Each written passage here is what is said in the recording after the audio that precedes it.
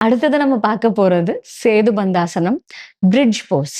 மெதுவா நம்மளுடைய கால்கள உடல் கிட்ட 2த்தையும் சேர்த்து வைக்கிறோம். கைகள உடல் கிட்ட வைக்கிறோம். நம்மளுடைய வலது கால மடக்கி, நம்மளுடைய தொடை பக்கத்துல வைக்கிறோம். அடுத்தது இடது கால மடக்கி, இடது தொடைக்கு கிட்ட வைக்கிறோம். மெதுவா நம்மளுடைய கைகள குதிகால் கிட்ட நம்ம பிடிச்சு நம்மளுடைய பாடிய அட்ஜஸ்ட் பண்றோம்.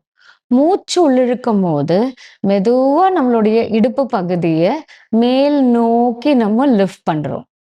பார்த்தீங்கன்னா, இது ஒரு பிரிட்ஜ் மாதிரி இருக்கும். இது பேர் வந்து சேது பந்தாசனம்.